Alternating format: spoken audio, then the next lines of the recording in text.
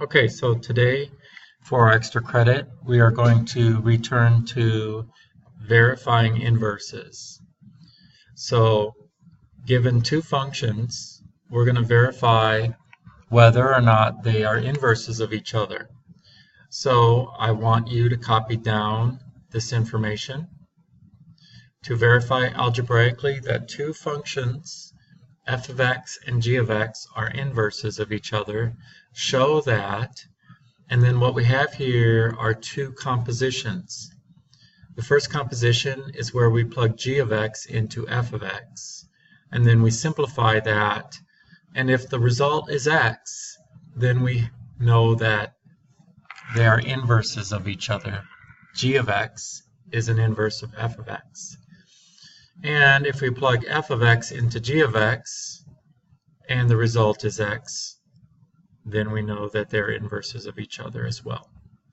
So let's go ahead and take a look at these two this example, and we'll look at one more after this.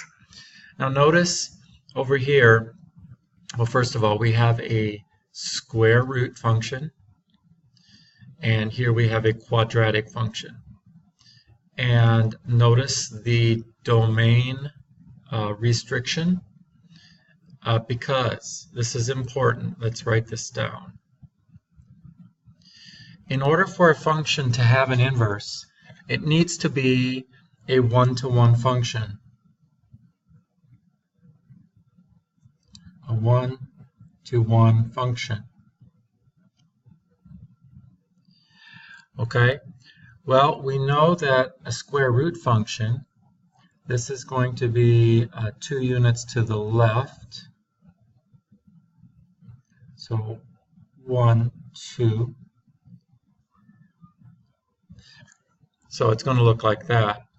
And so first of all, is this a function? Yes. Is it a one-to-one function? Yes. And we know this because it passes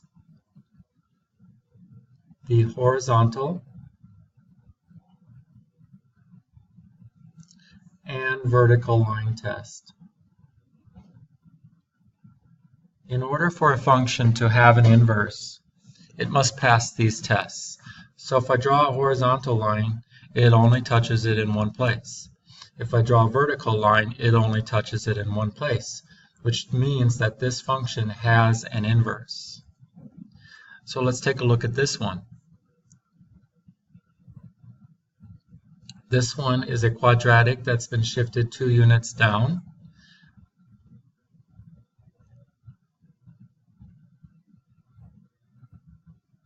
Okay, so if I just take a look at this function without this restriction, this is what it looks like.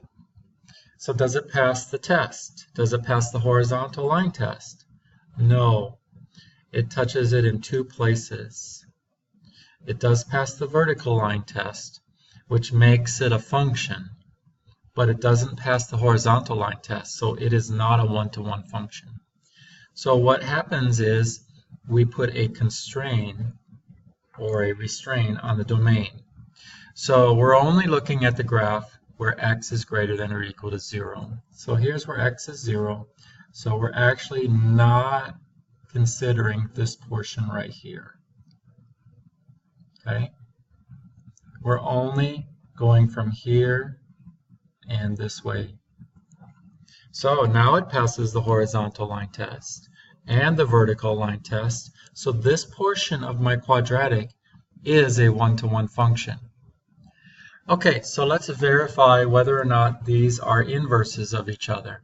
So let's start with the first test. Let's plug g of x into f of x. And remember, if you plug one function into the other and the result after you simplify is x, then you know you have that they are inverses of each other. So here we go. G of x, that's this group, is going to get plugged in to the other function everywhere we see an x. So instead of placing an x, we replace it with x squared minus 2 plus 2. Okay, now we want to simplify. So remember, a square root acts like a grouping symbol, so we're going to do what's inside first. Negative 2 plus 2 is 0, and then the square root will cancel with the square, leaving us with x. So g of x, when plugging it into f of x, we find we have an inverse. Okay, let's do it the other way now. And yes, for the extra credit, I want you to do it both ways. So this time, we're going to take this group and plug it into this function.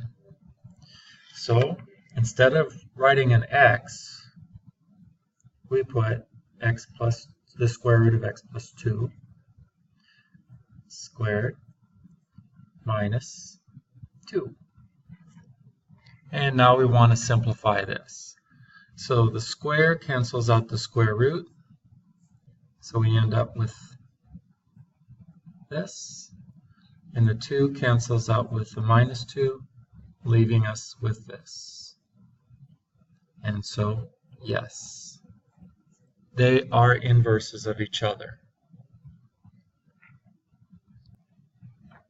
Okay, so here are 7 problems that I want you to verify algebraically on whether or not they are inverses of each other. Go ahead and pause the video and write them down.